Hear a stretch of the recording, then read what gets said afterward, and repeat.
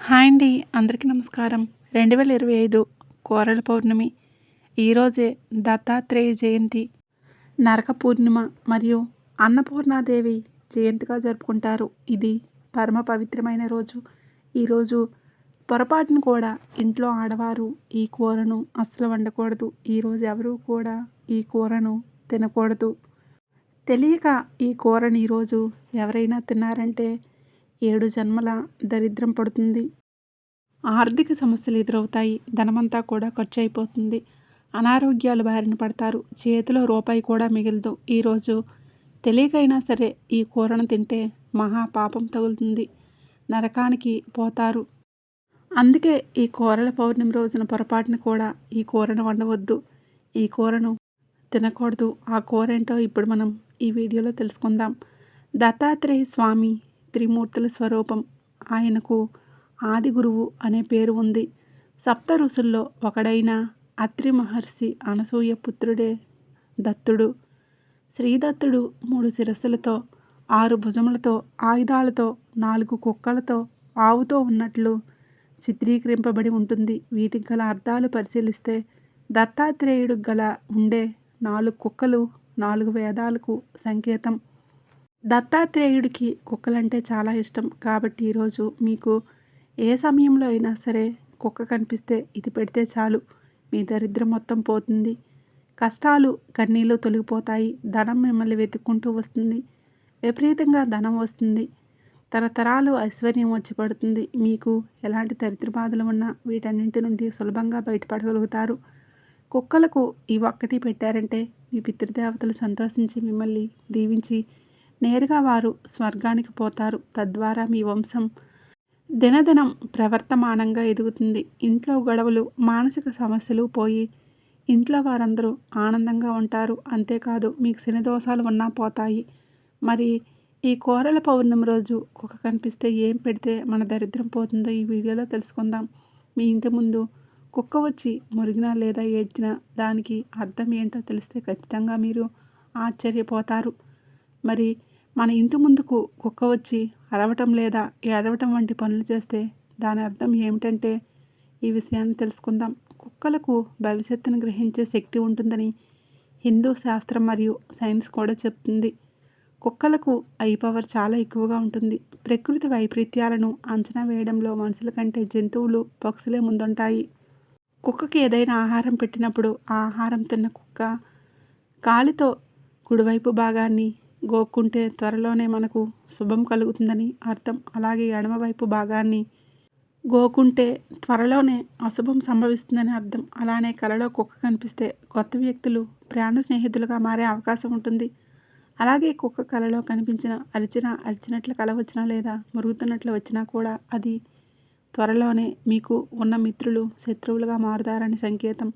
అలా అని ఆహారం నోట్లో పెట్టుకొని ఉన్న కుక్క మీకు ఎదురు వస్తే మీరు అనుకున్న పనుల్లో విజయాలు సాధిస్తారని అర్థం. కానీ కుక్క నోట్లో మాంసం మొక్క పెట్టుకొని ఎదురు వస్తే ప్రాణహాని ఉంటుందని శాస్త్రం చెప్తుంది. అయితే మనం పని మీద బయటికి వెళ్ళేటప్పుడు నీటిలో తడిచిన కుక్క మన ముందుకు వచ్చి విదిలించుకుంటే వెళ్ళిన చోట చోర ఉంటుందని సంకేతం. కుక్క వేరొకరి చెప్పులను మన ఇంటి ముందు పడేసిన, మన చెప్పులను వేరే ఇంటి దగ్గర పడేసిన మన ఇంట్లో దొంగలు పడతారనే సంకేతం. అలాగే చక్కగా ముగ్గులు పెట్టి ఉన్న వాకిలి ముందు కుక్క నిలబడి పదే పదే అరుస్తూ ఉంటే ఆ ఇంట్లోకి లక్ష్మీదేవి ఆగమనం జరగబోతుందని, వారి జీవితంలో మంచి స్థాయికి చేరుకునేటటువంటి రోజులు రాబోతున్నాయని సంకేతం. ఇక అర్ధరాత్రి ఇంటి ముందు నిలబడి ఒక కుక్క ఏడుస్తూ అరుస్తూ ఉంటే ఆ ఇంట్లో వారికి లేదా ఆ వీధిలో ఎవరికైనా సరే విపరీతమైన అనారోగ్యం వస్తుందని సంకేతం. ప్రాణహాని కలుగుతుందని అర్థం. కుక్క ఇంటి ముందు ఏడ్చినప్పుడు భయపడకుండా రామరక్ష స్తోత్రాన్ని పఠించడం వలన అనారోగ్య సమస్యలు, మృత్యు దోషాలు దరిచేరవని మన శాస్త్రం తెలియజేస్తుంది. మరి ఇంటి ముందు కుక్క పదే పదే అరుస్తూ ఉన్నా, అర్ధరాత్రి ఏడుస్తూ ఉన్నా అది దేనికి సంకేతమో పూర్తిగా ఈ వీడియోలో తెలుసుకుందాం.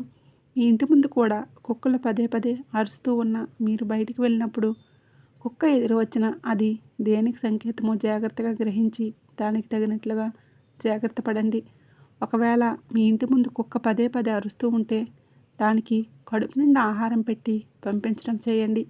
అప్పుడు అది మీ ఇంటి ముందుకు రాదు. కాబట్టి కుక్క మనకు సంకేతాలను ఇస్తుంది. ఆ సంకేతాలను మనం ఎప్పుడైతే గ్రహించి దానికి తగినట్లుగా మన జీవన విధానాల్లో మార్పులు తెచ్చుకుంటే అప్పుడు సుఖ సంతోషాలతో జీవిస్తారు. అలానే కుక్క కాలభైరవుడికి మరియు శనిదేవుడికి చాలా ప్రీతిపాత్రమైన జంతువు. కాబట్టి మీకు వీలైతే కుక్కకి ఇష్టమైన ఆహారాన్ని ఇస్తూ ఉండండి. వీలైతే చపాతీలు పెట్టండి, లేదంటే కొంచెం అన్నాన్నైనా సరే మీ ఇంటి దగ్గర ఉండే కుక్కలకు పెడుతూ ఉండండి. పుణ్యంతో పాటు శనిదేవుడి యొక్క అనుగ్రహం కూడా లభిస్తుంది. కుక్కలు చాలా విశ్వాసం కలిగిన జంతువులు. చాలామంది కుక్కలను పెంచుకుంటారు. అలానే వీధిలో చాలా కుక్కలు తిరుగుతూనే ఉంటాయి. అలా వీధుల్లో తిరిగే కుక్కలకు ఆహారం పెడితే చాలా మంచిదని మనకు శాస్త్రాలు చెప్తూ ఉన్నాయి. ఎప్పుడైనా సరే కుక్కలకు, వీధి కుక్కలకు మీరు ఆహారం పెట్టారంటే ఆ కుక్క మిమ్మల్ని ఎప్పటికీ మర్చిపోదు. ఎంతటి ప్రాముఖ్యత కలిగిన కుక్క పౌర్ణమి రోజు మీకు ఏ సమయంలో కనిపించినా సరే దానికి మీ దగ్గర ఉండే మినుములతో చేసిన పదార్థాలను ఆహారంగా పెట్టండి. అంటే గారెలు, ఇడ్లీ, దోశ ఇలాంటివి పెట్టండి. ఇవేమీ లేకపోతే కొంచెం అన్నంలో పెరుగు కలిపి, ఉప్పు కూడా లేకుండా అన్నాన్ని కుక్కకు పెట్టేయండి.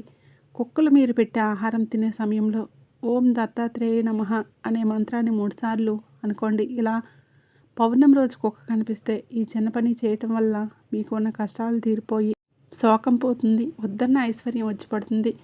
సకల ఐశ్వర్యాలు సిద్ధిస్తాయి.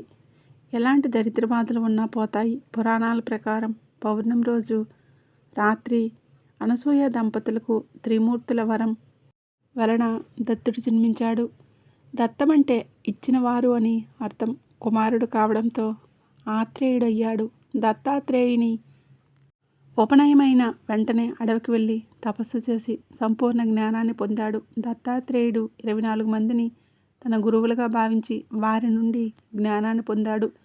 దత్తాత్రేయుడు ప్రదోష కాలంలో జన్మించాడని చాలామంది నమ్ముతారు. దత్తాత్రేయునికి 3 తలలు మరియు 6 చేతులు ఉంటాయని పురాణాలు చెప్తూ ఉన్నాయి. ఎంతో పవిత్రమైన ఈ పౌర్ణమి రోజున ఇంట్లోని ఆడవారు గుమ్మడికాయ, పొట్లకాయ మరియు ములక్కాడ వంటి కూరలను వండకూడదు.